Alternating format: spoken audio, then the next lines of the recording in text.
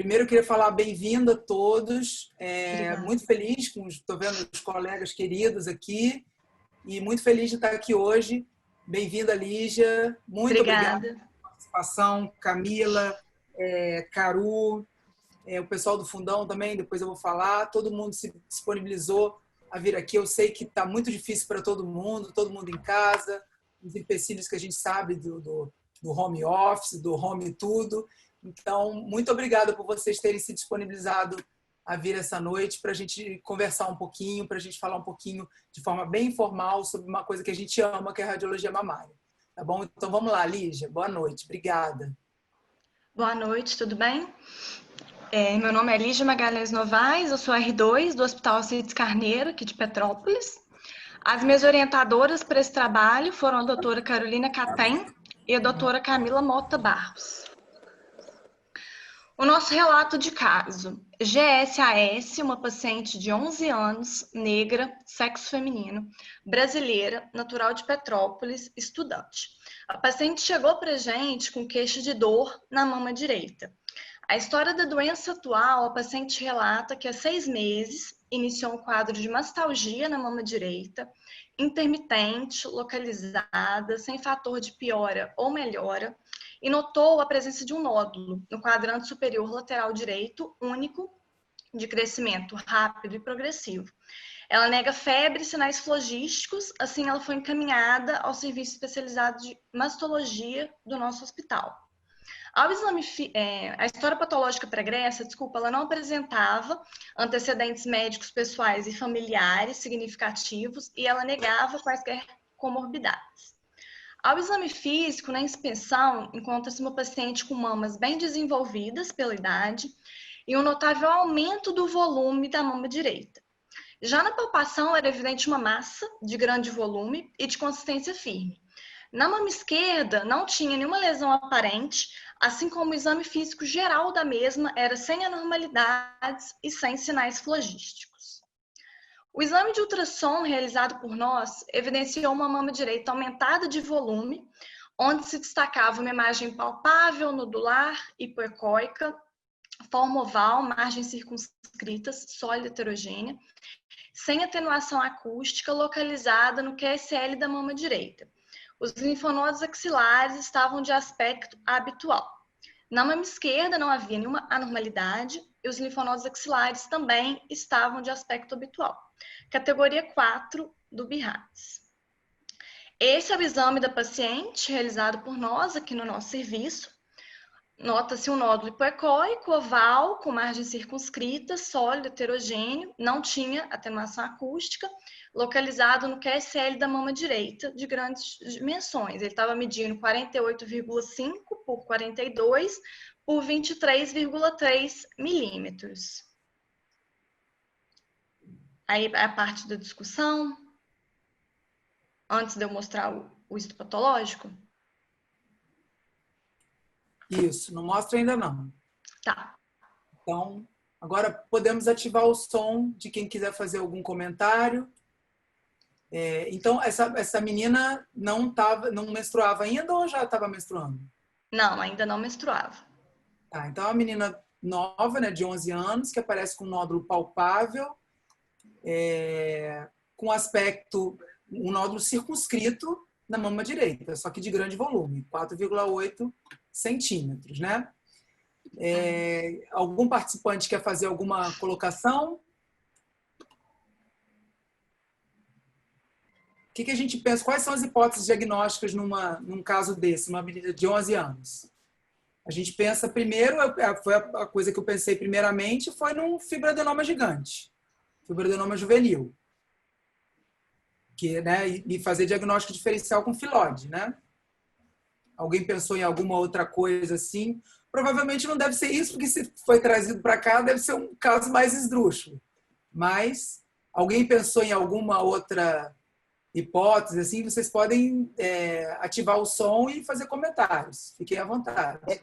Letícia, claro que está analisando o ultrassom, a configuração, a dimensão, né? O diâmetro transversal maior que o anterior posterior, paralelo à pele, tudo para uma lesão com características de benignidade, né? Mas que é o fibroadenoma, o gigante, né?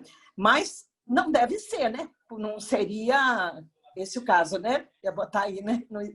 Nessa apresentação. Deve ter uma pegada aí. Letícia? Diga. Letícia? É Flávia Clímaco, tudo bem? Desculpa não botar minha carinha aí, porque eu estou vindo da ginástica. Imagina, coisa boa, ótimo. Está impossível eu botar o vídeo. Então, eu não podia deixar de prestigiar. Bom, eu acho que a primeira hipótese aí, como mastologista, né? Deixa eu entrar na parte clínica um pouquinho, né? É possível que seja um fibroadenoma juvenil mesmo, né? A gente classifica os fibroadenomas juvenis muros acima de 5 centímetros, né? Ele está ali no limite, né? Mas eu acho que a gente tem alguns casos, lá no fundão a gente teve alguns casos de hiperplasia pseudoangiomatosa estromal focal forma nodular, que é muito raro, né? Em pacientes muito jovens, com aumento de volume mamário importante, né? E que faziam um diagnóstico diferencial com fibroadenoma também. Eu acho que é uma hipótese que a gente pode pensar, mas eu acho que a primeira hipótese eu pensaria igual a você. Eu já peguei alguns casos de PASH, mas não assim, com nódulo tão... Primeiro, nunca peguei tão grande. Já biopsiei alguns nódulos que deram como 4, menos definidos, assim, tão circunscritos assim, eu nunca peguei, não. E bem menores, grandes assim, que bom saber que você já pegou nódulos grandes, palpáveis e que deram PASH. Eu nunca peguei tão grande assim, não. Nós tivemos um caso no fundão bilateral, o paciente fez uma mamoplastia redutora, múltiplos nódulos, e era uma hiperplasia pseudoangiomatosa, paciente assim da faixa etária, se eu não me engano, lembrando, uma volta à faixa etária de 16 anos. 10 anos, 15, 16. em torno de 10 anos. Não, eu acho que teve uma mais velhinha, né, Maria Célia, aquela... eu acho que não me lembro se ela tinha 10, aquela menina de 15, eu acho que era um pouquinho mais, de 15 anos, tal, que tinha bilateral, inclusive, né? Ela tinha uma inclusive, não foi nem possível fazer ressecção de todos os nódulos. Tamanho era o número de nódulos que ela apresentava, né? Eu acho que era mais nova, sim, Maria Célia. E não fez a ressecção total, ficou em controle e ela se mantém em controle. Ela era nova, assim, 10, 11 anos também. Eu acho que era mais nova também. Uhum. Eu nunca vi assim, não, mas é bom saber que tem essa apresentação. Mas alguém pensaria em algum outro diagnóstico? Pensaria em algo mais a acrescentar? Adenoma. Eu acho que adenoma...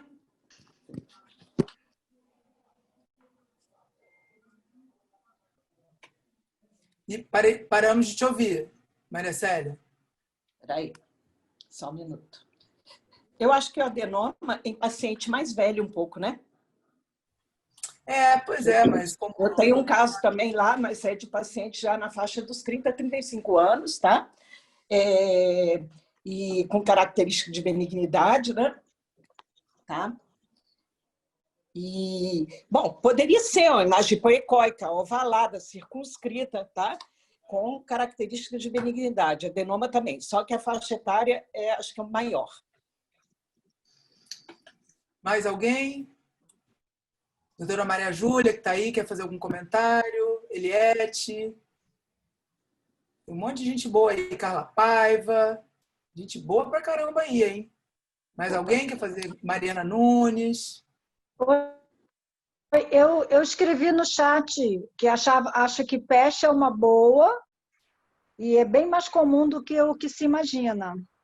Eu tenho pegado também vários, mas nunca peguei assim nesse tamanho, não. Por isso que eu não pensaria a princípio. Mas, como vocês estão falando que tem visto, eu peguei alguns casos, mas bem menores. E menos nessa faixa etária. Paciente assim de 30 anos e tal. Mas é porque a gente não costuma biopsiar meninas de 11 anos muito comumente, né? Então, mas eu acho que foi bem pensado também. Então, vamos lá? Vamos continuar? Vamos. Então, o paciente foi submetido à core biopsy, que mostrou áreas hipercelulares do estroma sem atipia e sugeriu tumor filoides. Aqui na primeira imagem a gente tem a core, né, com a agulha aqui dentro do nódulo para retirada dos fragmentos e aqui o anátomo patológico da paciente, compatível com tumor filoides. Com base nos exames de imagem, na avaliação do paciente, decide-se pela conduta cirúrgica. Então, o paciente foi submetido a tumorectomia na mama direita, com margem de segurança. E a paciente vem sendo acompanhada ambulatoriamente no nosso serviço, com um segmento de 2 anos, apresentando boa evolução clínica, sem evidências de recidiva tumoral. Os exames da paciente de ultrassom, realizados por nós em 20/3 de 2018 e 20/5 de 2019, ela já tinha sido submetida à duodelectomia na mama direita, fez a biópsia em 2017 e tinha um exame normal com achados benignos, categoria 1, sem evidência de nódulos sólidos ou císticos. Então, eu vou fazer uma breve revisão sobre os tumores filoides. Os tumores filoides são raros, né? Um tumor raro, responsável por menos de 1% dos tumores de mama. Ele pode ser primariamente diferenciado de outros tumores mamários devido ao seu padrão histológico com arranjo foliáceo, que inspirou a sua nomenclatura. Ele pode ser uma variante, né, do fibroadenoma. O pico de incidência dele é entre mulheres de 40 a 50 anos, uma média de 45, 44 anos. É um tumor de rápido crescimento. Nessa paciente apresentada, ele teve um rápido crescimento de um exame de rastreio para esse que a gente mostrou. Pelo padrão histológico, ele pode ser diferenciado em benigno, borderline e maligno. O benigno corresponde a 50% a 70% dos casos, o borderline de 20% a 36% dos casos e o maligno de 10% a 12% dos casos.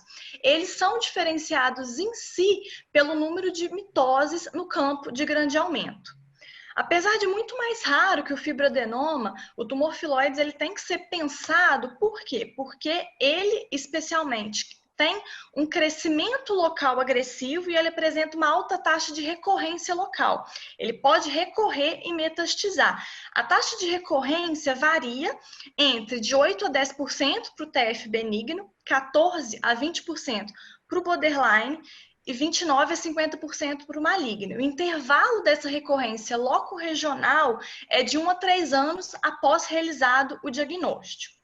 Os achados clínicos, ele é um pouco diferente do fibroadenoma. As pacientes com diagnóstico do filoide, geralmente, elas têm uma idade superior às pacientes do fibroadenoma, e eles são lesões de dimensões maiores do que o fibroadenoma, geralmente na época em que é feito esse diagnóstico.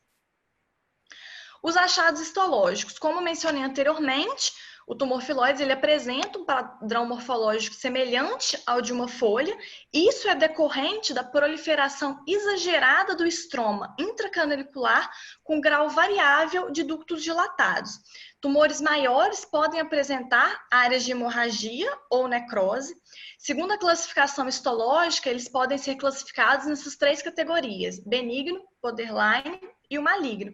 E essa classificação é com base em alguns parâmetros histológicos. Esses parâmetros incluem a celularidade estromal, a tiplia nuclear, o pleomorfismo, atividade mitótica, as margens tumorais, se são precisas ou infiltrativas, e o padrão de crescimento estromal. Aparentemente, não é nenhum marcador tão eficiente, tão específico, a ponto de distinguir o fibroadenoma do tumor filoide nos fragmentos obtidos pela biópsia e tampouco diferenciar entre os padrões histológicos, se é um TF benigno, se é um TF borderline ou se é um TF maligno. Então, a gente tem o marcador imunistoquímico Ki67, que é um marcador de proliferação celular que ele pode ser útil nesse diagnóstico, pode ser útil nessa diferenciação. É um benigno, é um borderline, é um maligno? Ele entra para nos ajudar. Nessa imagem desse slide, a gente vê um TF benigno pela histologia, a gente vê na imagem A uma proliferação de ducto em fenda, com uma maior proliferação fibroblástica estromal, assumindo o aspecto de folha que deu ao nome a ele. Nessa outra figura, a gente tem um tumor filoide maligno, com uma proliferação estromal extensa, com diferenciação condroide e necrose na figura A e na figura B.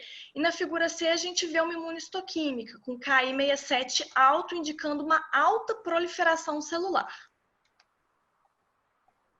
Então, agora eu vou falar um pouco como que a gente tenta diferenciar essas neoplasias, né? Esses tumores pela mamografia, pelo ultrassom e pela ressonância nuclear magnética. Muitas vezes é muito difícil mesmo. Na mamografia, geralmente, os TFs vão se apresentar como grandes lesões inespecíficas, nódulo único com dimensões grandes, dimensões superiores a 3 centímetros, forma oval ou redonda, margens indistintas à compressão localizada, nódulos que apresentam um crescimento rápido, como no nosso caso, que teve um crescimento superior a 20% dessa paciente no intervalo dos exames de rastreamento dela. Calcificações grosseiras raramente são presentes. Aqui a gente vê um tumor filoide típico pela mamografia, um nódulo grande, oval, circunscrito, com alta densidade, um nódulo de 3 centímetros. Nessa imagem, a gente já vê um filoide maligno pela mamografia, um volumoso nódulo irregular, margens indistintas e de alta densidade. Essa também é uma paciente, né? A primeira imagem a gente está vendo, uma posição médio-lateral oblíqua, uma grande massa, né? Ocupando praticamente todo o parênquima mamário da paciente, também de alta densidade. E nessa imagem a gente vê 2 nódulos ovais, circunscritos, de alta densidade, também compatível com o filoides. No ultrassom, como que a gente vai fazer para tentar diferenciar ele no ultrassom? No ultrassom ele vai se apresentar como forma oval ou redonda, margens circunscritas, ecogenicidade sólido heterogêneo. Como os tumores filoides benignos, eles podem ser vistos algumas áreas hipoecóicas de permeio, que correspondem a hemorragia, necrose ou degeneração cística. As lesões malignas e borderlines, eles têm um maior grau de necrose, então podem apresentar essas áreas de necrose de permeio, sem atenuação acústica, e a vascularização do tumor filoide ela é compatível com o grau histológico, da complexidade desse nódulo.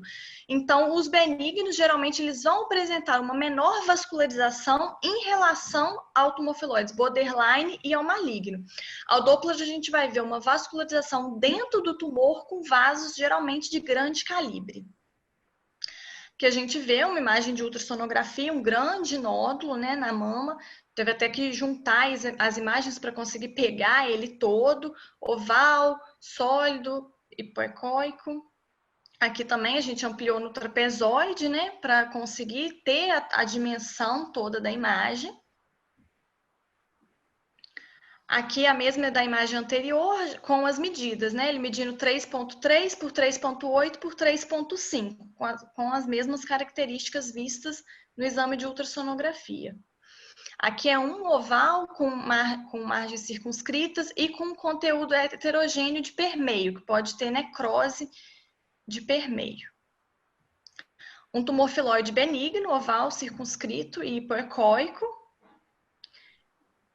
E aqui a gente já vê um tumor filoide intermediário, um nódulo oval, circunscrito heterogêneo, com essas áreas de necrose de permeio. Aqui na vascularização do estudo do Doppler, grandes vasos de calibre de permeio da lesão. E uma lesão sólida, né, heterogênea, com componente cístico e também com Doppler com vaso ali de calibre de permeio. Na elastografia, os tumores filoides benignos, eles são mais celulares e rígidos, enquanto os malignos, eles apresentam áreas de necrose, que são mais macias e vão se apresentar, sim, pela elastografia. Então, a elastografia, os achados dela vai refletir a natureza histológica desses nódulos. Vale ressaltar que a apresentação elastográfica ela não é determinante para a classificação do BIRADS.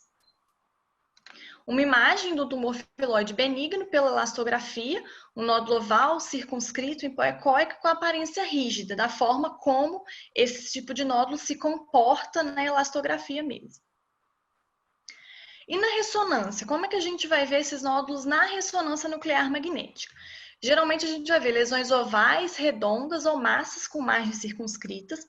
As características de sinal, eles podem variar de acordo com o grau histológico do tumor filoide. Mas, em geral, como que eles se apresentam? Em T1, com baixo sinal, um T2 com sinal variável de homogêneo, baixo a alto, e um T1 com contraste, os componentes sólidos eles tendem a realçar após a administração do meio de contraste. No contraste dinâmico, a gente vai ver o padrão de curva cinética pode ser lenta e gradual ou ter um rápido aumento do sinal. E um sinal não homogêneo geralmente resulta de hemorragia ou espaços císticos na lesão. Vários pesquisadores têm sugerido que a taxa de aumento de contraste pode diferenciar tumores benignos de malignos da mama. De acordo com esses critérios, os tumores benignos eles teriam um padrão de realce lento e os malignos têm um padrão de realce rápido. Aqui é uma paciente de 42 anos que apresentou um aumento rápido do nódulo na mama esquerda. A primeira imagem A é a mamografia dessa paciente. A B, C e D são os exames de ressonância. A gente vê um nódulo oval, volumoso, levemente irregular, com sinal hiperintenso e T2 e que impregna intensamente um meio de contraste, com áreas centrais não captantes que podem representar áreas de necrose.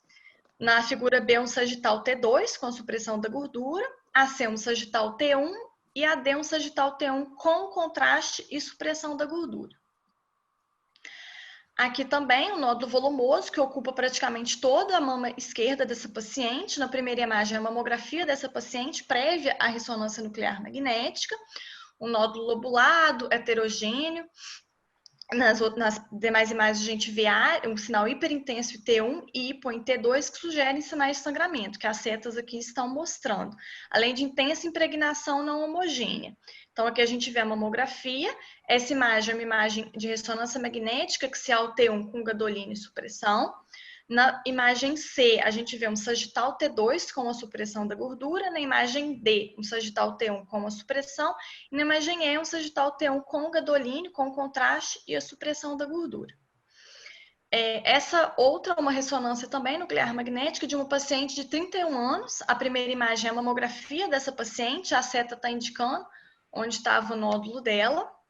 Na imagem B, a imagem A da mamografia, na imagem B a gente tem um corte axial, uma sequência ponderada em STIR, né, o T2 com supressão, que apresenta um nódulo circunscrito de alto sinal.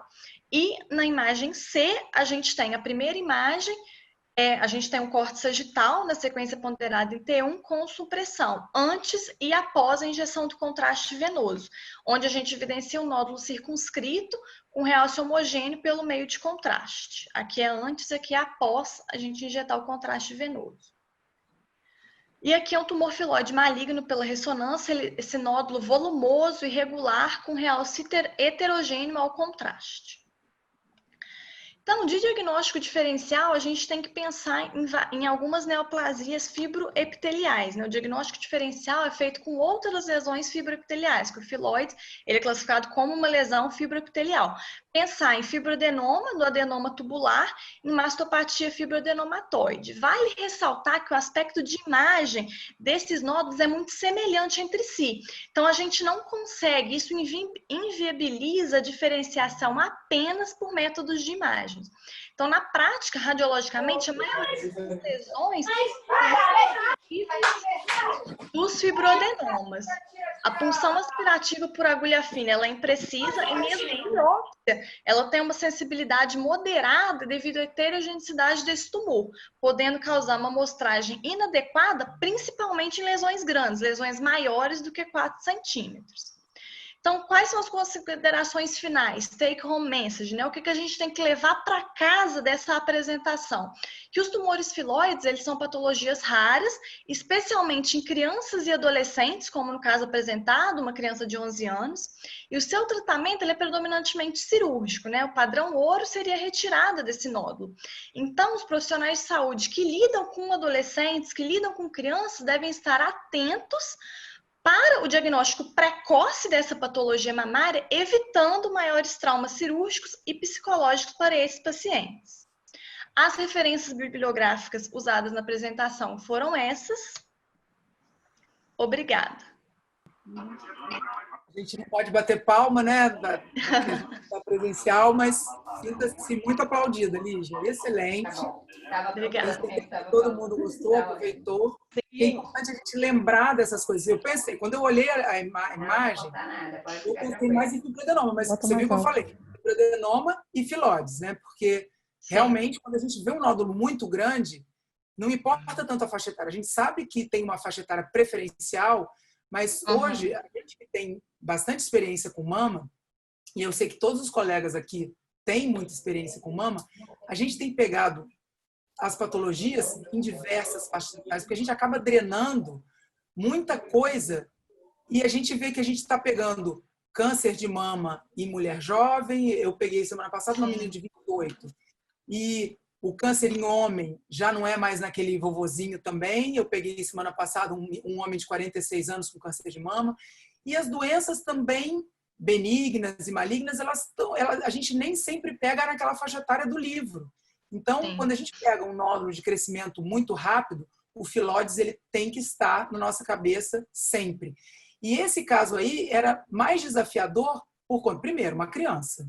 Criança sempre fica mais complicado a gente pensar. E segundo, ele não era heterogêneo, porque a gente tende a pensar um pouco mais em filóides quando a gente vê aquelas áreas heterogêneas centrais, porque ele tende a sangrar mais, tende a ter mais hemorragia. Então, quando a gente vê aquele nódulo grande e heterogêneo, a gente pensa em filóides. Quando a gente vê mais septo e tal, a gente pensa mais em fibroadenoma.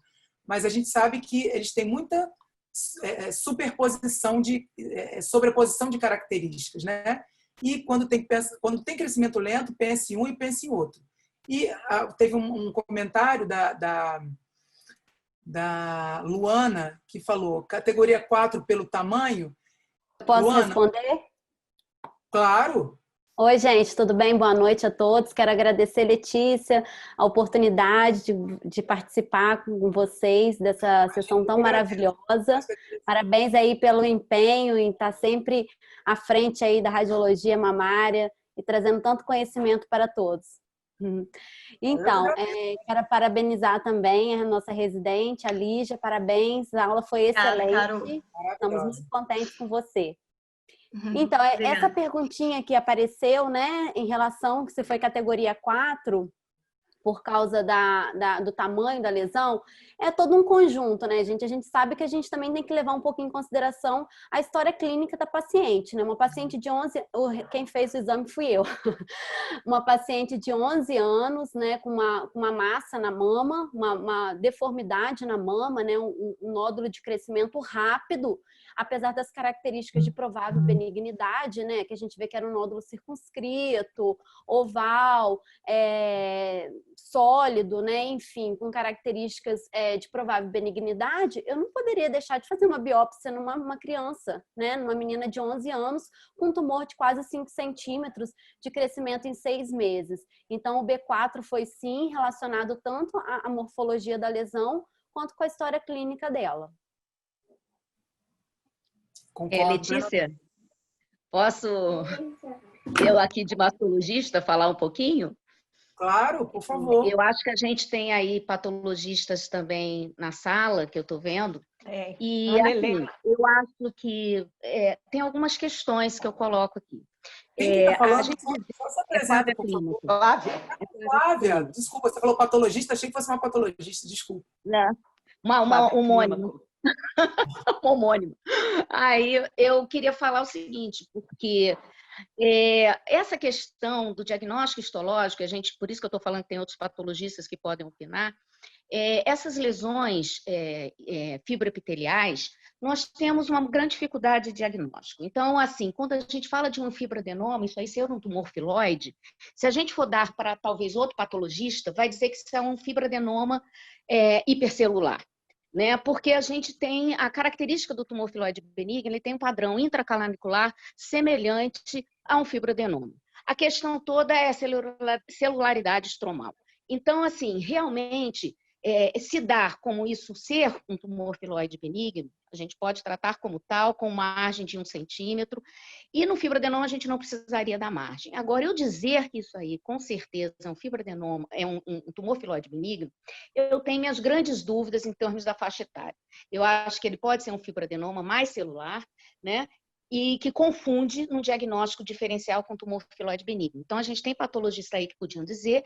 E a outra questão que eu levanto aqui, que foi levantada aí na questão que vocês estavam apresentando, que a Lígia apresentou tão bem, é a questão do Ki-67. Ki-67 é um índice de proliferação celular. Eu acho que aí, eu estou vendo a Ana Helena, não sei se tem outro patologista que poderia opinar, eu acho que isso não faz um diagnóstico diferencial entre essas patologias, né? Entre um tumor filoide benigno e um fibroadenoma hipercelular. Então, eu ainda fico na hipótese dessa paciente poder ter, sim, um fibroadenoma, mas um fibroadenoma com uma celularidade maior. Tá? Essa era a questão que eu queria colocar e ouvir dos patologistas. Posso fazer um comentário? Eu sou patologista aqui, estou aqui porque a professora Maria Célia me chamou para falar do outro caso. Mas eu primeiro queria dizer para a Lígia que foi muito boa a apresentação dela, inclusive sendo residente, e falou muito bem sobre os critérios, né, para classificar o filoide entre benigno, borderline e maligno. E de cara você já percebe que borda infiltrativa, por exemplo, é um dos critérios, só dá para ver na peça cirúrgica. De qualquer modo, eu fiquei um pouco na dúvida, porque o diagnóstico lá que você colocou na biópsia dizia só assim, compatível com tumor filoides. Não sei se era PAF ou se foi core, porque se foi core, dá para a gente fornecer mais informação. Ainda que seja uma classificação limitada, foi core, então, pela biópsia a gente pode dizer se ele é histologicamente benigno, borderline ou maligno na biópsia. E claro que isso pode mudar com a análise completa de todos os parâmetros histológicos da peça cirúrgica. Então, na biópsia, dava para dar uma pista para você, para quem for operar, que tipo de filoide a gente está falando aqui.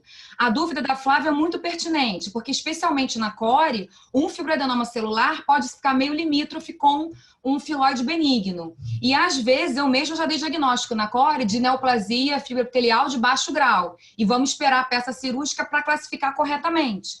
Tem que lembrar que essas lesões são espectrais. E você mesmo colocou, eu acho que no final, que a core pode amostrar uma área que não represente a lesão inteira. Ou ainda, à medida que ele vai ficando borderline ou maligno, ele começa a ter heterogêneo. Então, a área pior, onde tem mais mitose, mais atipia, pode não sair na core. E por isso a classificação muda na peça cirúrgica. E eu fiquei curiosa e queria te perguntar se você tem um laudo da peça cirúrgica. Porque você comentou que o tumor foi ressecado. Então, na peça deve ter saído finalmente se ele era benigno, provavelmente, pelo que vocês estão aí no milheto. Saiu como benigno na peça cirúrgica. Saiu como benigno no final, benigno. Né? Ok. E o Ki-67, ele não é bom, realmente. Ele, assim, ele é um marcador de proliferação celular. Então, assim, o maligno, ele vai ter outras características, overgrowth do estroma, elemento heterólogo, né? Que vocês podem até ver calcificação na imagem, eventualmente, diferenciação osteosarcomatosa. Então, o Ki-67, para a dúvida da gente, que é fibroadenoma e filoide benigno, não serve, tem muita sobreposição. Filoide borderline maligno também tem muita sobreposição. O maligno e o benigno, ok, o Ki-67 vai dar muito diferente, mas nesse caso eu não tenho dúvida. Então, assim, você pode até usar para documentar o seu caso, mas não tem um ponto de corte assim muito bom para separar as três entidades. Continua sendo no critério microscópico, que você comentou muito bem, falou todos os critérios do OMS, parabéns, né? Que eu sei que você não é patologista, foi ótimo. Mas isso só realmente na peça cirúrgica. Eu só queria fazer esse comentário. Inclusive, fiquei na dúvida por conta, né, que a biópsia saiu só compatível com o tumor filoide. Eu acho que poderia até comentar se é mitose, qual é o grau dele, mesmo na core biópsia. E o mastologista sabe que isso pode mudar na peça cirúrgica. Só isso. E é até interessante a gente comentar aqui, porque quando a gente foi ver os nossos arquivos, né? Tem 5 anos que eu estou nesse hospital, que eu faço biópsia lá, e assim, a gente não tem um computador, é tudo na folha ainda, então assim, é bem rudimentar ainda. Mas assim, a gente foi pegando os papéis para ver, a gente achou 3 casos, né, Lígia? De filoides em pacientes jovens, essa de 11 anos, uma de 14 e a outra... E uma de 20. E uma de 20 anos. Bem interessante, assim, E por isso que a gente até resolveu colocar esse caso, até mesmo pela idade da paciente, né? Que a gente achou que seria interessante abordar. Lígia, falando novamente, como a Helena falou, esse fibroadenoma, quando eu coloquei, eu nem coloquei em relação à core, que eu concordo plenamente com a Helena. Né? Com a core não é um diagnóstico fidedigno, é só com a retirada total da peça por causa da heterogeneidade da lesão. Agora, mesmo assim, eu acho que às vezes há uma variação inter observadores, né? No diagnóstico dessas lesões limítrofes, tanto nos tumores filoides malignos, para os sarcomas, as lesões sarcomatosas, como também para o benigno e os fibroadenomas hipercelulares. Então, eu acho assim que realmente, vamos dizer que esse tumor fosse muito maior do que isso, numa paciente talvez mais idade, a gente pensasse, fosse até, vamos dizer, chegar ao extremo de retirar uma mama, numa paciente dessa, que é uma lesão bem menor, né, uma lesão de 4,5 centímetros. Então, assim, a gente tentar preservar, porque eu ainda acho que essa paciente, pela faixa etária, apesar de não ser completamente impossível um tumor filoide, mas eu acho que ainda ficaria com a hipótese, mesmo numa retirada de peça total, de um fibroadenoma hipercelular. E se você dá para mais de um patologista, queria ouvir a opinião da Ana Helena, essas dificuldades de diagnósticos existem, porque a diferença, eles têm padrão intracanalicular, é igual um fibroadenoma intracanalicular na patologia, na morfologia. O que varia muito é a quantidade de mitose. Então, eu queria que a Ana Helena também falasse isso, essa variedade interconservador. Você sabe que, no caso do tumor filoide de baixo grau, mesmo na peça cirúrgica, o estroma não vai ter tanta atipia, pode ter uma mitose ou outra ocasional, borda bem delimitada, e a gente vai tender a valorizar a formação de fendas desse tumor, o aspecto foliáceo. Mas a gente sabe que o fibroadenoma também pode, eventualmente, fazer esse aspecto foliáceo. E existem lesões zona cinzenta. E eu gosto muito de um livro de uma patologista que não lançou mais há muito tempo, que é a Tava Soli, e ela chamava esses casos no meio do caminho de fibroadenoma filoide, que era exatamente isso. Você vai dar para um patologista, ele vai chamar de fibroadenoma celular, com áreas ocasionais de fendas que podem ocorrer, e vai dar para outro, ele vai chamar de tumor filoide benigno. Não sei qual é o caso, né, especificamente dessa paciente aqui, mas isso que Flávia está comentando é perfeitamente possível de acontecer. Um filoide extremamente baixo grau, extremamente benigno, com estroma pouco celular, sem grandes atipias, e a gente vai ficar meio que vendido ali avaliando a questão do arranjo foliáceo dessa lesão. Existe sim essa zona cinzenta. Então, vamos continuar com a próxima residente. Posso só fazer uma pergunta, aproveitando a Flávia? Pode, claro. Posso fazer uma pergunta? Flávia, eu queria que você comentasse qual vai ser a conduta nessa paciente, porque uma das últimas frases da nossa apresentadora, ela fala que as pessoas que lidam com crianças, enfim, prestadores de saúde, devem ficar atentos para o diagnóstico precoce. É impossível fazer diagnóstico precoce, porque na faixa etária de 11 anos ninguém procura nada na mama, é uma coisa realmente que não se aplica. Então, daqui para frente, qual seria o melhor acompanhamento para essa paciente clínico, bianual, anual, ultrassonográfico? Queria que você comentasse como você faria com essa menina. E também queria que você comentasse se esse filoide fosse maligno, qual seria a conduta? Eu acho que vai ser muito bom para nós aprendermos. Bom, Aliette, eu acho que essa paciente tem que fazer apenas segmento clínico. Os fibroadenomas, eles têm, quando eles aparecem, a gente sempre faz, a gente sabe que ele tem um padrão de duplicação de 6 meses a um ano. Quer dizer, você dobra o seu tamanho em 6 meses a um ano. Né? Por isso que a gente faz segmento clínico de fibroadenoma. Então, da mesma maneira, essa paciente foi retirada uma lesão, foi até tirada com margem, né, Lígia? Eu acredito que você falou, né? E então, assim, a gente vai continuar com o segmento clínico. 6 meses, um ano, isso aí eu acho que vai depender da sua maneira de ver o problema. Eu poderia ver em 6 meses para ver se houve alguma recorrência, né? Mas eu acredito que ela, volto a dizer, que ela tem um fibroadenoma hipercelular. Essa é a minha primeira hipótese. Agora, a questão do tumor filoide maligno, ele é tratado, todas as variantes do tumor filoide são tratadas da mesma maneira. O benigno, borderline e o maligno. É sempre a ressecção da lesão com margem de segurança de 1 centímetro. E a mastectomia se impõe naquelas lesões em que você não tem margem suficiente, que você tem que fazer um tratamento radical. Né? São tumores que ocupam quase toda a mama, mesmo num benigno, porque o padrão de recidiva dos tumores filoides é grande. Né? Os tumores filoides malignos são aqueles que têm potencial de metástase à distância, então ficar sempre de olho na sintomatologia apresentada pela paciente de acordo com os outros órgãos, a disseminação é hematogênica, né? Então a gente tem que realmente somente acompanhar, né? Mas eles são tratados da mesma forma, ressecção da lesão com margem. Existe muita questão em relação ao tumor filoide sobre o emprego da radioterapia no controle. Alguns acham que deve ser feita a radioterapia quando há recorrências da lesão, né, após uma cirurgia mais radical. Outros acham que o tumor filoide maligno, grandes, volumosos, eles têm que fazer, além da mastectomia, a radioterapia. Hoje em dia, eu olho com muito mais cuidado isso. Encaminho sempre os tumores filoides malignos que foram feitos tratamentos radicais para um oncologista clínico também, para um segmento conjunto e para decisão sobre a radioterapia. Quimioterapia não tem boa ação, né? A gente sabe disso. E ficar de olho nos segmentos tumores filoides malignos, num potencial de metastatização à distância, né? De doenças à distância. Né? Isso pode ocorrer no segmento. Agora, essa paciente, do caso, eu apenas acompanharia clinicamente. Só isso. Então, vamos lá, vamos seguir. Muito obrigada, Caru, Camila, Lígia. Excelente apresentação e excelentes discussões. Obrigada. Caru, se quiser ir lá para o seu neném, fica à vontade, tá? Muito obrigada.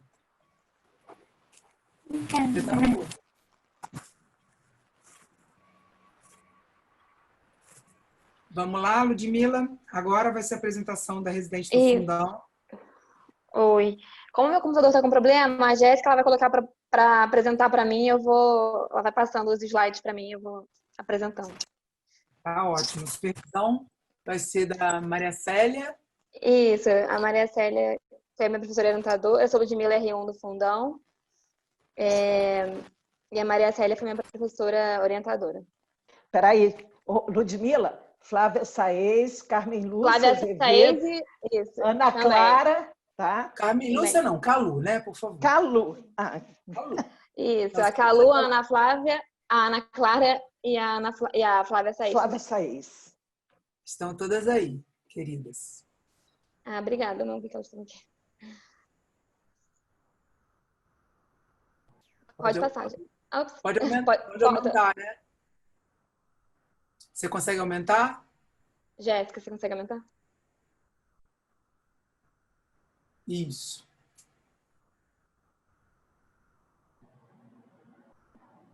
Ixi, acho que vai ficar.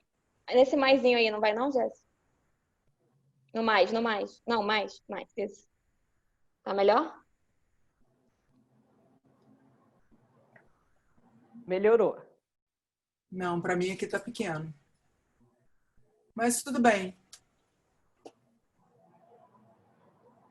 Posso ir? Tá dando para ver? Tá, pode continuar, ou Pode, Letícia? claro. Pode, né? Pode sim, Ludmila.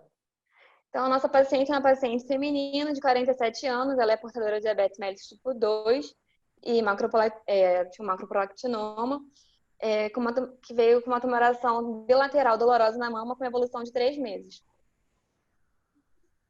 Aqui é a ectoscopia da mama da paciente, né? A direita e a esquerda, com uma imagem interpigmentada de aspecto cicatricial, periareolar. Pode passar. Na mamografia, a gente vê uma área de assimetria focal no quadrante inferior medial da mama direita e no quadrante medial superior da mama esquerda. Pode passar. Na ultrassonografia da mama direita, a gente tem uma imagem estendida também aqui, que a gente colocou para ajudar na visualização da lesão. Na união dos quadrantes inferiores, a gente tinha uma lesão irregular, hipoecóica, lesão hipoecóica irregular, com margens mal definidas, acometendo mais de um segmento, né? A gente vê que ela vai até do terço anterior para o terço médio também, e apresenta uma comunicação entre elas. Pode passar, Jéssica, para a próxima. Aqui na mama esquerda a lesão estava um pouco maior, né? Também mantém esse aspecto de uma lesão hipoecóica, com margens mal definidas, irregulares. E a gente vê que tem uma comunicação entre as lesões, a lesão se estende até a superfície da pele. É uma lesão bem grande, profunda. A gente também tem os linfonodos aumentados de tamanho, mas com a preservação, com linfonodos típicos, né, com preservação do hilo e do aspecto habitual do linfonodo. Pode passar. Aqui a gente tem mais ultrassom estendida, né, da mama esquerda, e a gente percebe que a gente também tem tratos sinuosos invadindo o parênquima saudável, né? E além dessa lesão ali. Aqui na ressonância a gente vê em T1, a gente vê o parênquima bem heterogêneo, essa lesão com hipossinal em T1 bilateral, tanto na mama direita quanto, né, você vê que as lesões são bem similares, bem parecidas. No STIR a gente tem, que é o T2 com supressão de gordura, né? Não, que o STIR que é ponderado em T2, aí a gente tem que essa região mais central com esse alto sinal. Então a gente tem nódulos no terço anterior e médio, com degeneração cística de permeio e espessamento parietal, e que a gente percebe tanto no T1, como pelo baixo sinal, e no alto sinal no STIR, que provavelmente corresponde à coleção. Pode passar. Aí aqui a gente tem em T2, né, o corte coronal e o corte sagital, mostrando essa semelhança entre as lesões, mostrando esse alto sinal central da lesão, que, né, reforçando essa provável coleção, essa possível coleção central. Pode passar. Aqui na perfusão, a gente tem essas áreas em vermelho, né, que representam aumento da vascularização, e essas regiões centrais que provavelmente representam necrose. Pode passar. Ah, não! Volta! Bem, eu vou parar aqui, desculpa. Se vocês quiserem discutir. Bom, você só me diz a idade da paciente de novo, por favor? 47 anos. 47, tá. Você quer comentar, Maria Célia, antes? Não, eu queria ouvir o comentário das pessoas. Esse exame fui eu que fiz, lá do Fundão. A Ludmila se ofereceu para apresentar, eu quero agradecer. A Ludmila é R1, não passou pela ressonância ainda, tá? Então, ela foi assim, bastante corajosa de mostrar todos os métodos, tá, Ludmila? Quero te agradecer. Eu queria, se alguém quiser comentar, eu prefiro, porque esse é um quadro. O que me chamou a atenção desse quadro, essa paciente, ela está sendo acompanhada no ambulatório do Fundão, pela Flávia Clímaco, pelo Afrânio e pela Bianca, tá? E aí, essa paciente veio para mim no mesmo dia e falou assim, é uma tumoração palpável, bilateral. Ela tinha uma mama muito rígida, como se fosse tumoração mesmo, bilateral, com essas áreas hipercrômicas, tá? A sensação, a palpação, podia ser até neoplasia, mas quando eu fiz ultrassom, ela aparece com essas coleções e esses debris eram móveis, tá? Tanto exatamente que assim. eu decidi fazer... É diabética tipo 1? Oi? Ela é diabética tipo 1? É diabética tipo 1, não é? Tipo 2. Não, acho que é tipo 2. Tipo 2. Mal controlada, independente. Com a glicemia... Ela tem um prolactinoma também, tá? Ela tem uma... Um macroadenoma. Tá, mas a glicemia dela mas a glicemia dela tá totalmente descontrolada. Estava totalmente descontrolada quando ela chegou assim. Não sei te dizer. Ô, Ludmila, você viu isso no prontuário? Não, assim, nos exames dela não tinha nem... Não tava níveis aumentados, elevados de diabetes, não. De glicose, não.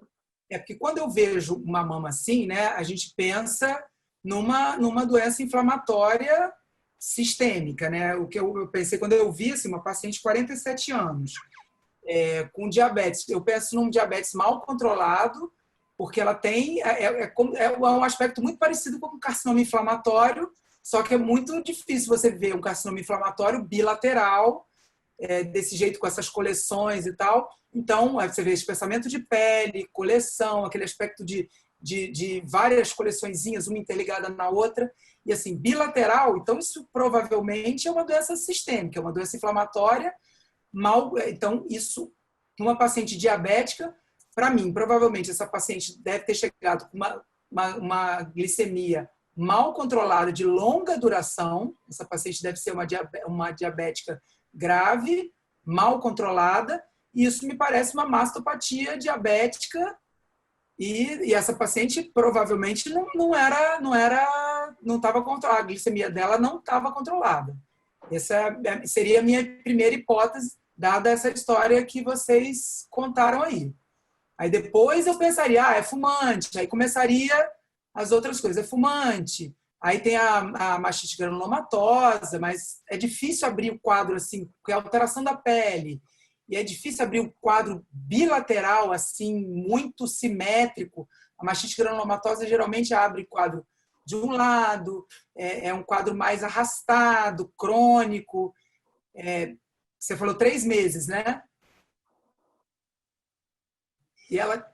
Falei 3 meses. Assim, quando ela porque ela estava com a gente lá há um tempo, a gente tinha vários exames dela, na verdade. Mas, assim, os primeiros pedidos dela vieram com essa história de evolução em 3 meses. Mas, assim, ela já está com a gente há um tempo.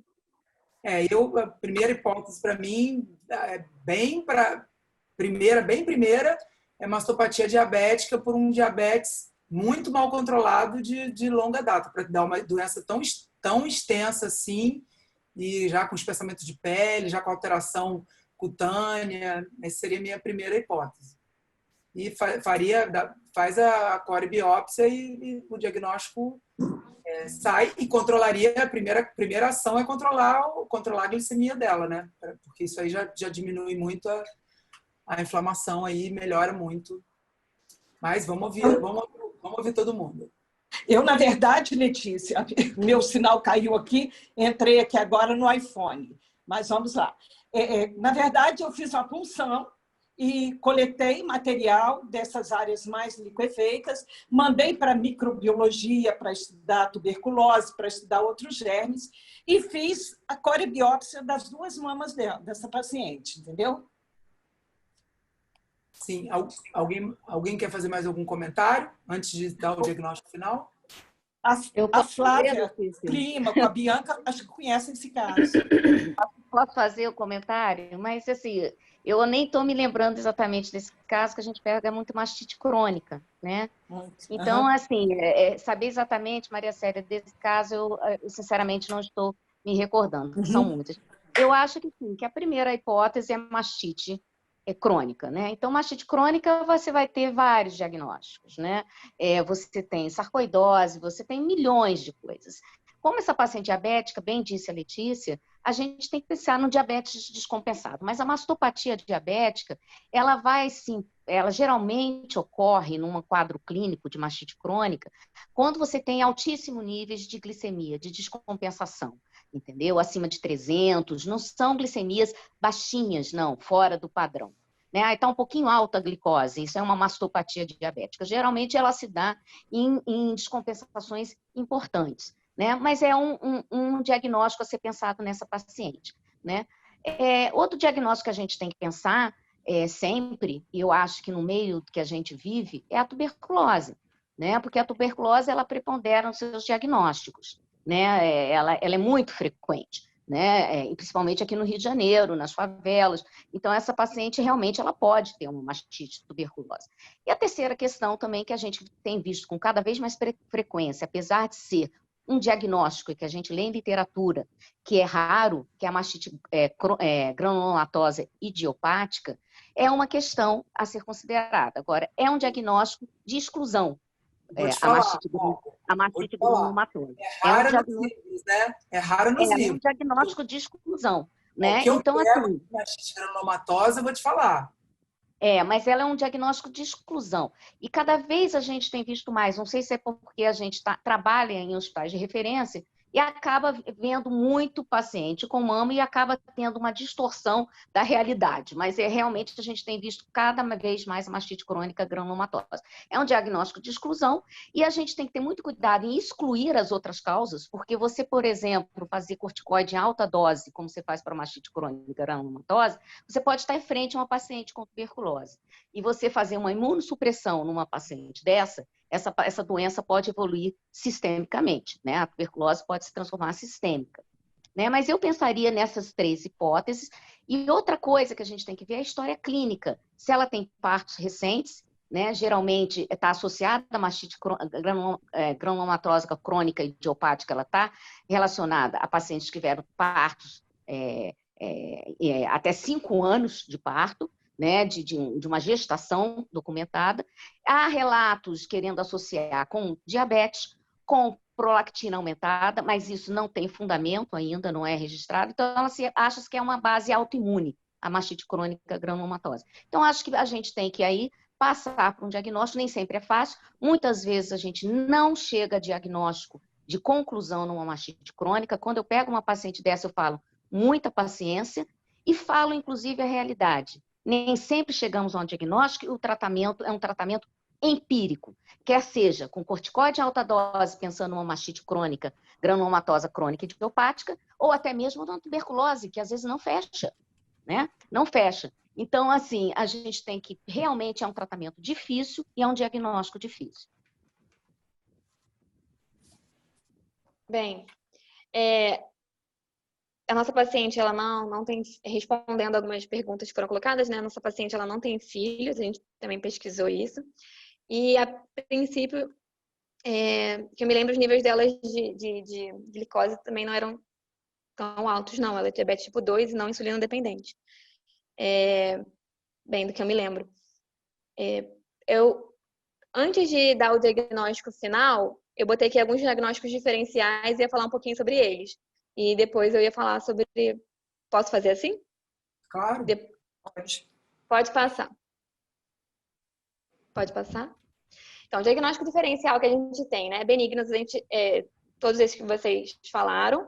A gente também tem a mastite bacteriana, a granulomatose infecciosa, né? Por tuberculose, ou a granulomatose diabética, a sarcoidose, ou idiopática, que, como já a doutora Flávia falou, é um diagnóstico de exclusão.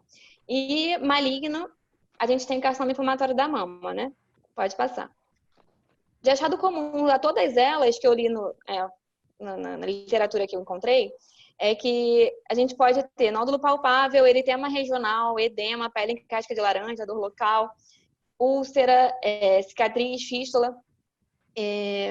Os mamilos deles normalmente não são acometidos, mas a gente pode ter uma retração do mamilo, pode ter ulceração. A linfadenopatia, né?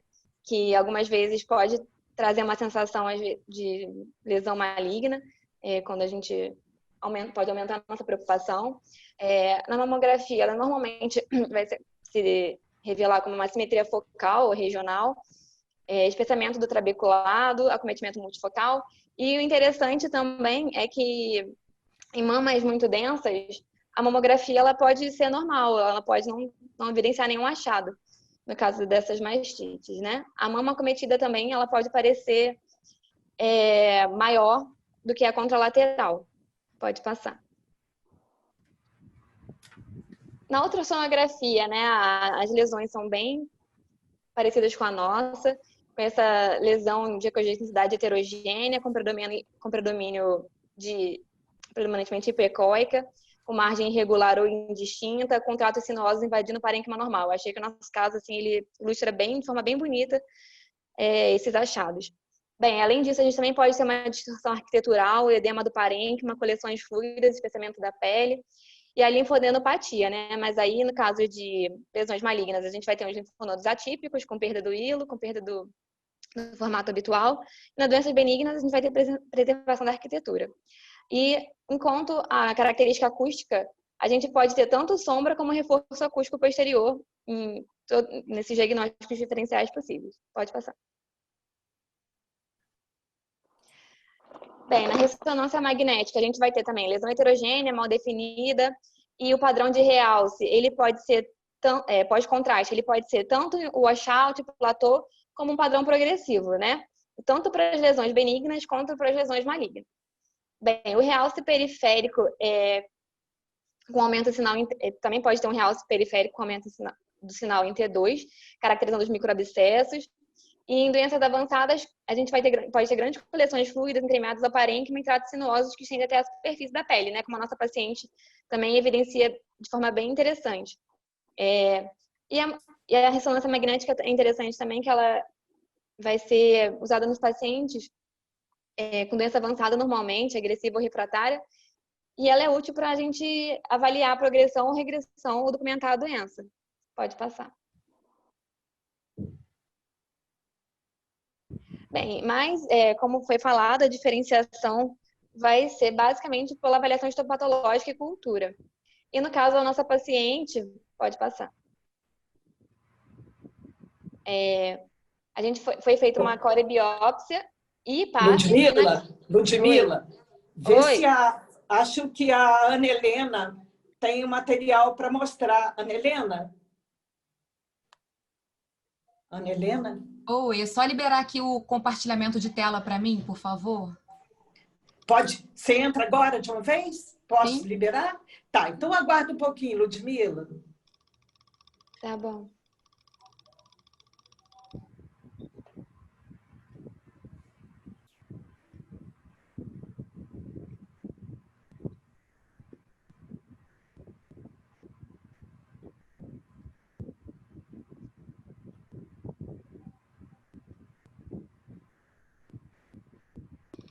Então, deixa eu só fazer uma pequena correçãozinha, Ludmila, bem pequenininha, porque quando você falou de diagnósticos diferenciais, você falou mastite granulomatosa diabética. Na verdade, o nome é mastopatia diabética e é uma lobulite linfocítica esclerosante, não tem granuloma. Embora na imagem, até acho que alguém aqui falou no diagnóstico diferencial, mas não é granulomatosa diabética, não. É mastopatia diabética e não tem granuloma nessa entidade. Ah, sim, desculpa. Estava lá nos seus slides, no primeiro slide dos diagnósticos diferenciais. Sim, desculpa. Então, o que a gente recebeu aqui na macroscopia era um material de core biopsy. Essa figura aqui é uma figura da internet, a gente não fotografou essa macro. E eram vários fragmentos filiformes, brancacentos, elásticos, que mediam em conjunto 0,6 por 0,4 por 0,2. Já me chama a atenção esse tamanho, né? O maior fragmento 0,6. Em geral, vocês costumam mandar um fragmento um pouco maior, 1 centímetro, 1,5. Isso aqui, para mim, provavelmente esse material é um material friável, né? Possivelmente essa amostra está fragmentando muito fácil, né? É uma dica da macro. Geralmente, assim, só para vocês verem o que a gente recebe, a parte branquinha e o amarelo, a gordura, né? Se tiver na nossa amostra do tecido adiposo mamário. Isso aqui é uma foto da internet. E o que a gente vê na lâmina, isso aqui é uma imagem, uma panorâmica do pequeno aumento, mas esses dois fragmentos aqui eram que predominavam na nossa amostra. Você vê que é um infiltrado inflamatório difuso, tá tudo roxo, onde está roxo é onde tem célula inflamatória. E o que está branco aqui é o que sobrou de gordura mamária, muitas vezes disforme, porque a gente já tem esteatonecrose também nessa lesão. E repara que nem aqui a gente consegue identificar mais tecido mamário normal. Já está tudo comprometido difusamente pelo infiltrado inflamatório. E nessa outra imagem aqui, a gente ainda consegue ver um ducto. Essa biópsia foi da região retroareolar, por isso eu estou num ducto maior, né? Deve ser uma lesão mais para perto do mamilo, que foi biopsiada, e também está comprometido pelo infiltrado inflamatório. Quando a gente aumenta, o que a gente percebe? Tem lesão tecidual, então tem esteatonecrose, que são esses vacúolos brancos aqui irregulares. Essa gordura não está mais dentro do adipócito, já extravasou, por isso que fica irregular. Eu tenho um macrófago xantomizado, que é essa célula branca aqui. Toda vez que eu tenho muita necrose tecidual, ele entra em ação, começa a fagocitar e fica com esse tipo de citoplasma gorduroso ou xantomatoso. E, finalmente, os neutrófilos, que chegam a fazer verdadeiros agregados por toda a lâmina. Ou seja, isso aqui é uma absedação. É assim que a gente vê na lâmina. No meio desse material necrótico, esse mar de neutrófilos.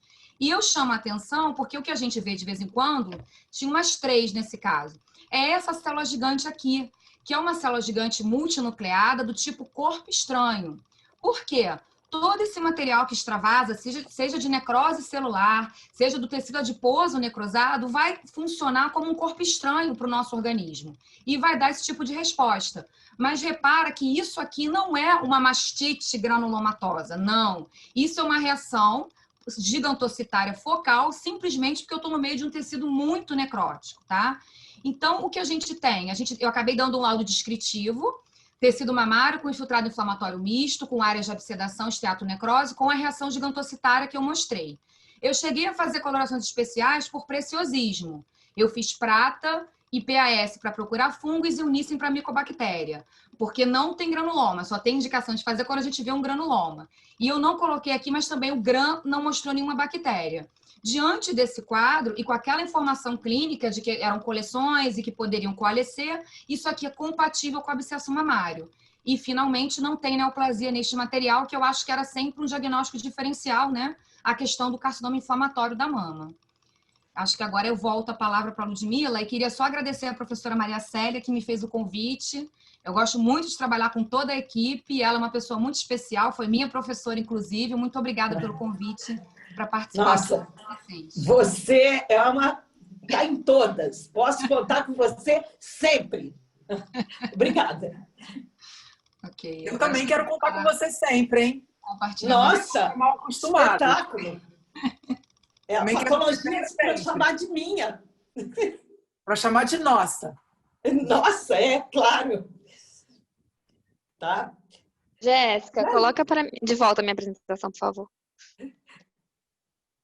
Não cresceu nada. Eu fiz punção nessa paciente e não cresceu nada, tá? Eu continuo com a minha ideia aqui. Ninguém me apoiou, não, mas eu continuo com a minha primeira teoria. E olha, eu não recebi nenhum caso, não, tá? Eu acertei o primeiro. Eu sei. E agora vamos ver o segundo. Tá certo. Bom, você tem mais alguma coisa para mostrar, Ludmila? Tenho, estou esperando a Jéssica botar aqui. Ok. Jéssica. Minhas R1s. Então, pode passar. Aqui é só o resultado da cultura do GRAM também, que deu negativo, né? Pode passar. Então, apesar de não ter tido granuloma, a paciente estava sendo... a gente acabou colocando como mastite granulomatose idiopática, apesar da Ana Helena ter botado, né, do abscesso, mas ela é uma paciente que já está com esse quadro há muitos anos, na verdade, que ela acompanha lá no fundão. Já tem desde o ano, no mínimo desde o ano passado, mas já tinha antes do ano passado, ela já acompanhava esse quadro, na verdade, já vinha há alguns anos. E ela não é diabetes tipo 1, nem tinha os níveis descompensados. Então, a gente acabou colocando como uma granulomatose idiopática, apesar da ausência dos granulomas. E apesar dessa bilateral, né, que realmente a mastite granulomatosa, epidemiologicamente, é uma mastite rara, e normalmente ela acontece em mulheres pré-menopausa, em torno de 30 até da terceira a quarta década de vida, em torno de 30 a 40 anos mesmo, principalmente após o parto, como a Flávia falou, e 5 anos após a amamentação. Fatores de risco são a gravidez, a lactação, a hiperprolactinemia, uso de contraceptivo oral, trauma, reação por corpo estranho. E a etiologia normalmente é não definida. Até hoje não é definida, né? Mas tem uma associação, às vezes com característica imunológica, tem outras teorias de reação ao trauma, metabólico ou processo hormonal. Apesar de... o interessante que eu achei enquanto estava fazendo esse trabalho, né, é que tem artigos do artigo falando que a mastite granulomatose idiopática ela é maior nos países em desenvolvimento, o que poderia representar muitas mastites granulomatosas por tuberculose não subdiagnosticadas, né? Porque muitas vezes o bacilo ele não cresce nas amostras. Então, em que em muitos casos, os médicos, quando estão tratando da paciente, eles fazem um teste terapêutico com o HIP e muitos pacientes têm resposta, né? Então, acaba sendo diagnóstico meio que por teste terapêutico. Eu achei bem interessante essa ideia, né? Essa informação. Outra coisa que eu achei muito interessante também, que eu vi um outro artigo falando da relação com a hiperprolactinemia, apesar de não ter nada confirmado realmente, como a doutora Flávia falou, mas existe uma teoria de que o aumento dos níveis de prolactina, às vezes pela estase láctea nos ductos, poderia ter uma reação inflamatória, né? E dessa reação inflamatória se estender para o parênquima, às vezes, e causar também essa mastite. Então, nesse artigo que eu li, falava até de um caso de uma paciente que tinha um craniofaringioma, que causava compressão da hipófise e fazia um aumento dos níveis de prolactina, e que ela acabou tendo que operar o craniofaringioma por outras razões, e quando operou o craniofaringioma, ela teve uma melhora da mastite. Eu achei bem interessante também essa informação desse artigo. Eu não sei o que a doutora Flávia tem a dizer, mas eu achei interessante. E é isso. Tá bom, Ludmila. Eu queria saber, Calu, tem alguma coisa a acrescentar, Calu? Abrindo aqui o meu som.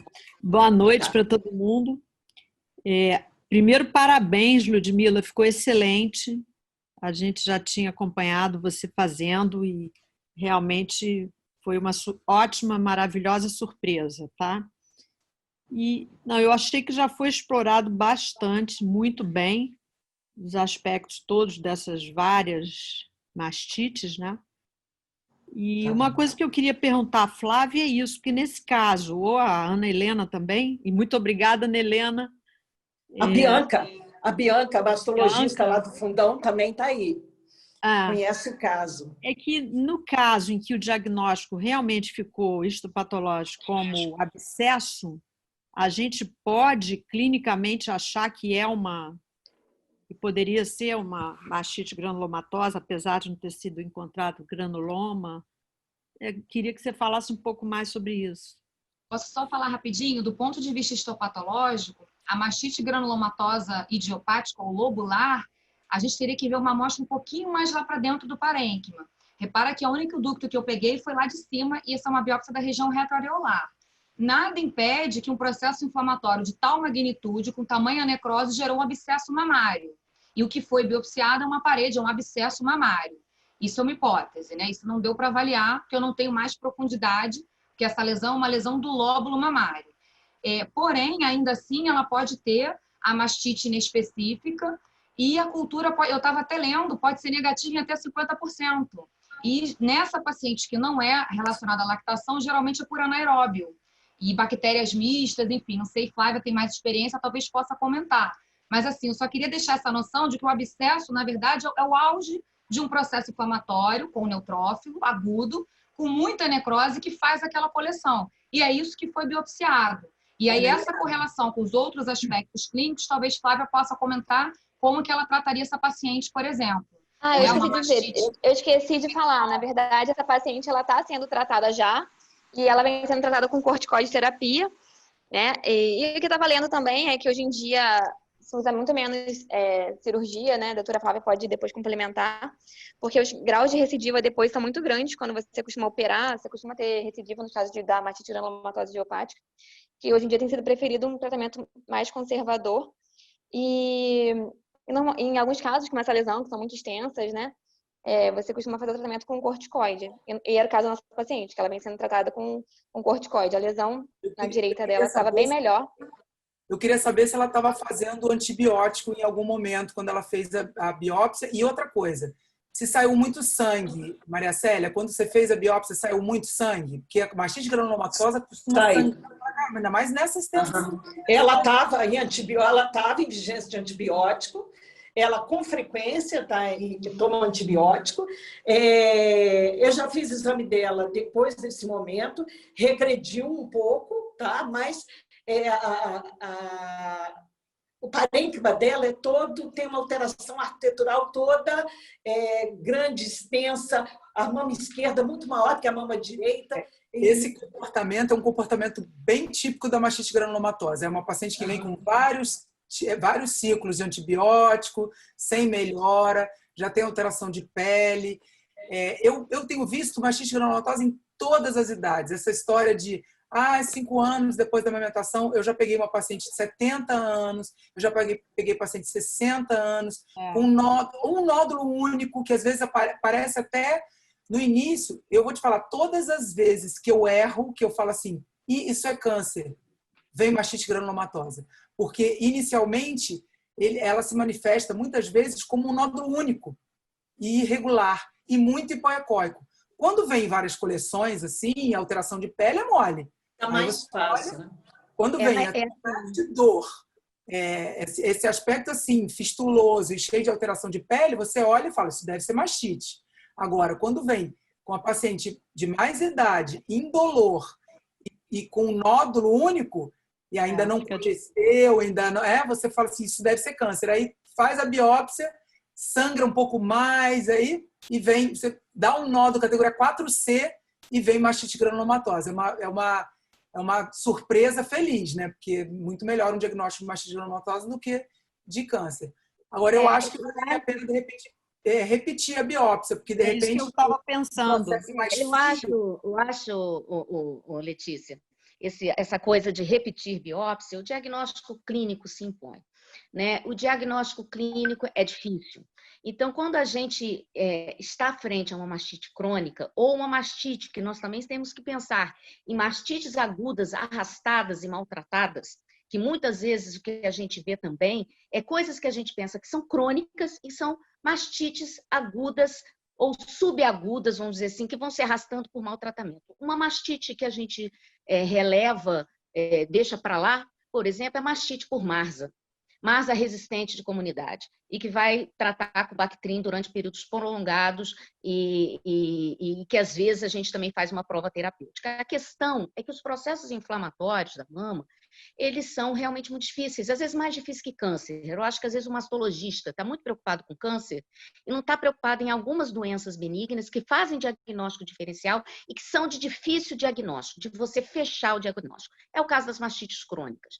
Então, assim, a mastite crônica granulomatosa idiopática, ela é uma entidade que a gente tem que pensar como um critério de exclusão, sempre. Ela é um critério de exclusão. O que a Ana Helena falou ali, de você não ter, né, Ana Helena, uma quantidade de fragmentos para fechar um diagnóstico histológico, isso é problemático. Mas, mesmo assim, às vezes você não fecha o diagnóstico. Culturas, como a Ana Helena falou, para tuberculose, né, elas podem ser negativas. E a gente faz tratamento empírico. Por isso que no início eu falei que nunca deixar de pensar nesse país em uma mastite tuberculosa. Porque a gente começar corticoide em altas doses, pensando em mastite granulomatose idiopática, a gente tem outras patologias clínicas. A mastopatia diabética, ela também cursa com descontroles glicêmicos extremamente elevados, com níveis de glicemia muito altos. Como eu falei, não é qualquer nível de glicemia, né, acima de 99.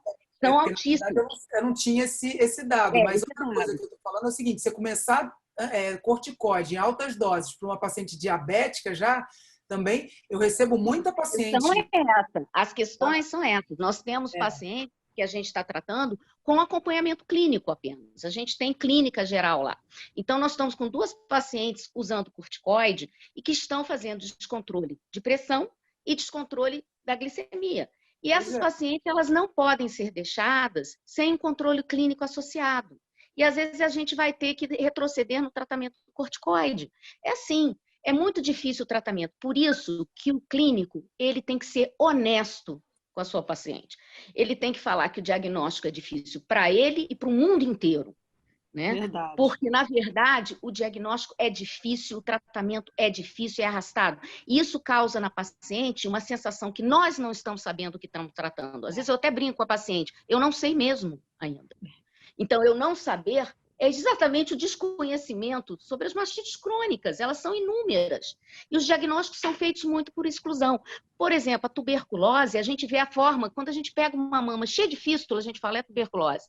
A mastite da tuberculose disseminada, essa forma disseminada que a gente chama, ela é a menos frequente. A mais frequente é a forma nodular, se você for ver no livro.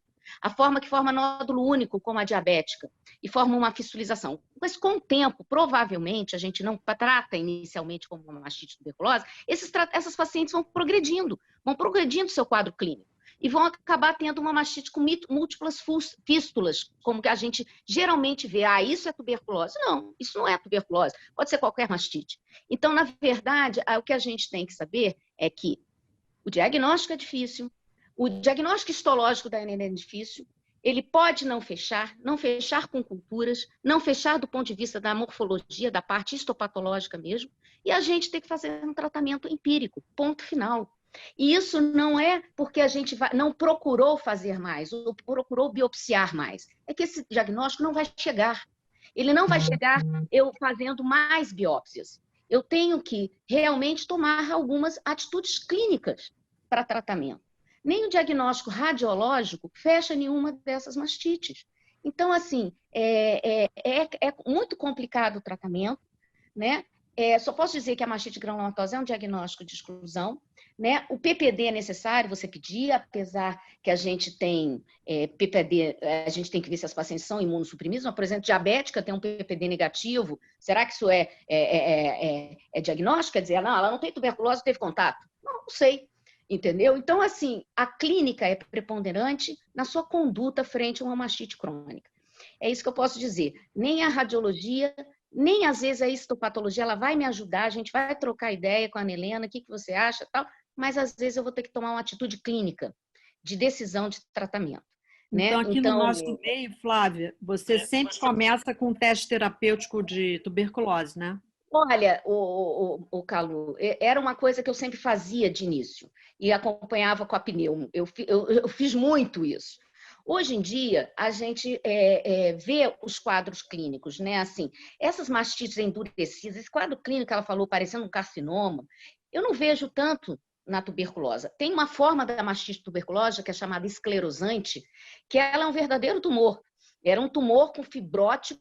Eu vi uma vez no Fundão, quando eu não era nem, eu acho que era residente ou interna, era uma mastite tuberculosa forma esclerosante, que a gente chama, essa que faz diagnóstico diferencial com câncer, não é a outra mastite disseminada com múltiplas fístulas, não é essa, mas a mastite esclerosante, tuberculose esclerosante. Então, assim, é realmente muito difícil. O que a gente tem visto cada vez mais, esses processos melhorarem com corticoide, a gente entrar com corticoide tem uma melhora substancial. E a Ludmila falou acertadamente, as mastites crônicas granulomatosas idiopáticas, né, a mastite granulomatosa idiopática, ela não deve ser cirúrgica, nunca pensar em cirurgia. Em muitos livros vocês vão abrir, está lá a cirurgia como primeira escolha. Não é a cirurgia a primeira escolha, é corticoide. Né? É corticoide ou metotrexate. Eu não tenho experiência com metotrexate, mas é outra droga que pode também ser utilizada. Tá? Então, eu queria saber, eu vejo muitas pacientes usando porque não suportam o corticoide. Eu não vejo tantas. Assim, lá no Fundão, a gente faz mais com corticoide mesmo, entendeu? É a droga que a gente tem mais facilidade. Você pega prednisona, prednisolona, em doses de 40 a 60 miligramas por dia. Agora, o corticoide é uma droga fantástica, mas uma droga que também traz muito efeito colateral. Isso é certo.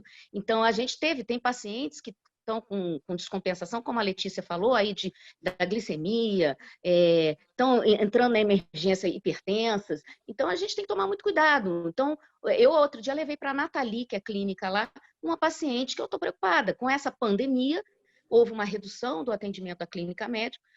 Eu não posso ficar passando corticoide nessa paciente e a paciente fazendo pico hipertensivo.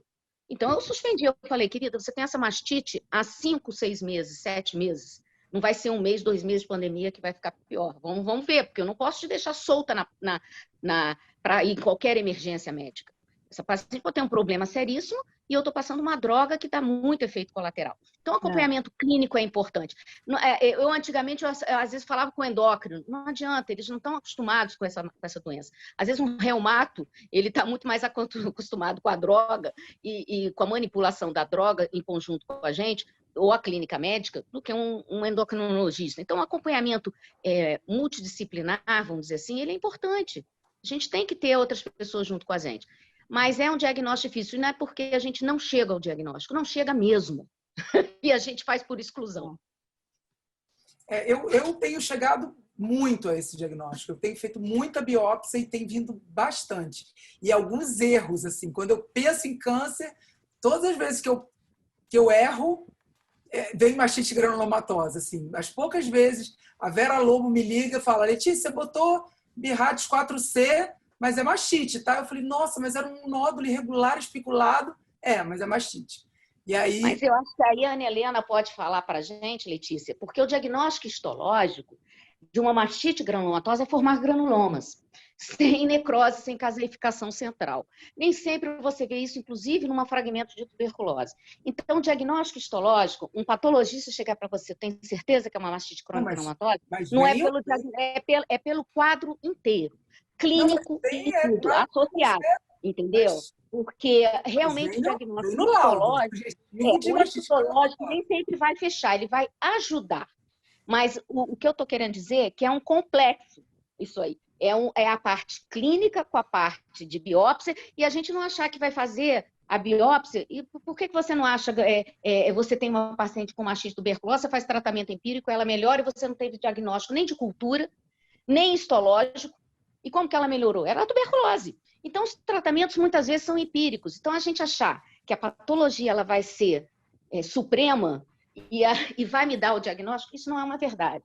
Então, assim, a verdade é somar as informações e chegar a um tratamento mais ideal e clínico que a gente vai dar para aquela paciente. E podemos errar algumas vezes, né? Eu não tenho medo de falar isso, porque mastite crônica é difícil para qualquer mastologista face da terra. Um que diga que acerta na primeira, realmente eu acho complicado, porque são mastites difíceis de diagnóstico. Não, mas Ana Helena, quando dá sugestivo de mastite granulomatosa, a gente não pode confiar? A gente não deve confiar? Não, é assim, Letícia, vamos lá. A gente tem um laudo genérico, mastite granulomatosa, você não conseguiu especificar, e tem o granuloma. Os granulomas são diferentes, tem algumas dicas, né? Então, por exemplo, o granuloma da tuberculose bem formado tem a necrose caseosa central, fungo também, e a gente pode sugerir etiologia infecciosa. Tem uma pequena confusão, porque geralmente a gente faz a coloração para o bacilo, no tecido ele não aparece, e é a tuberculose. Então, toda vez o residente vai lá, mas a coloração do BAR veio negativa e é a tuberculose. Só 10% dos granulomas da BK no tecido, não na cultura, no tecido é que vão dar o bacilo. Então, em geral, sim. Porém, o que a Flávia está comentando é que a chamada mastopatia granulomatosa lobular ou idiopática, essa sim pode ter aspectos superponíveis com outras coisas, não é específico. Essa que é de etiologia idiopática, que responde a corticoide, tem até alguns aspectos na lâmina, de uma lesão centrolobular, adipócitos no meio, mas enfim, não é totalmente específica. E eu uma vez já caí do cavalo, entre aspas, porque eu também dei uma mastite granulomatosa sugestiva de mastite granulomatosa lobular, idiopática, e eles trataram para a tuberculose e ela respondeu. Então, assim, quando eu vejo granuloma da tuberculose com necrose, franco, ok. Mas existe uma superposição entre os granulomas infecciosos e os não infecciosos na mama. Você entende? Então, agora, dizer que é granuloma eu consigo dizer. Perfeito. Né? Agora, isso que a Flávia comentou é absolutamente... Assim, eu entendo essa dificuldade de tratamento. Porque é isso. No tecido você não acha, na cultura às vezes não cresce, e às vezes os granulomas podem se parecer. Entendeu? Então, ainda tem a sarcoidose aí nessa brincadeira, que é raro na mama, pode acontecer também. E aí, agora, quando tem um granuloma bonito, da tuberculose, com necrose, paliçada, perfeito, a gente até sugere. Mas não necessariamente ele vai aparecer. Mas eu acho que mesmo a tuberculose... Essa questão é que eu estou querendo dizer. Granuloma é um processo crônico, entendeu, Letícia? Granuloma é um processo crônico. Mas, assim, não quer dizer que você não tenha uma mastite tuberculosa quando você não vê caseificação central. Então, assim, é muito diagnóstico. Então, é uma associação de clínica junto com patologia. E a gente chegar ao melhor tratamento. E podemos tratar errado. Todo dia. Mas, assim, eu não acredito apenas no que eu venho na patologia. Não é assim, a gente tem que somar as informações com o patologista e com o quadro clínico, que às vezes também é um quadro clínico inespecífico. Então, o tratamento é difícil. Por isso que eu volto a dizer, quando eu falo com as minhas pacientes, eu sou muito sincera. Eu falo assim, doutora, que eu tenho? Não sei ainda. E vamos tentar chegar a um diagnóstico. Podemos chegar ou não.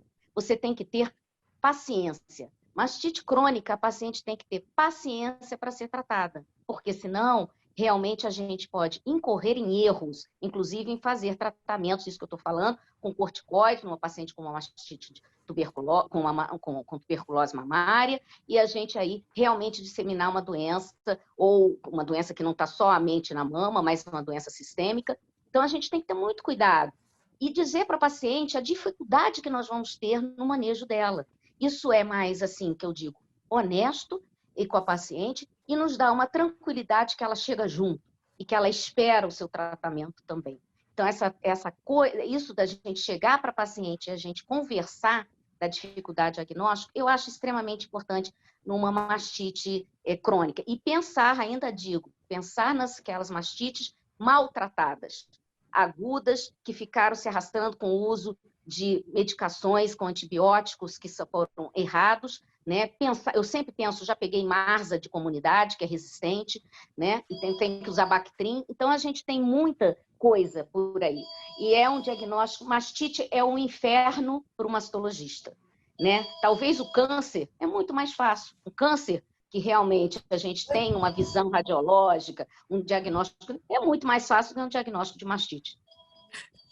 Ao exame, o diagnóstico, acho que é mais fácil do que o diagnóstico clínico e o patológico, né?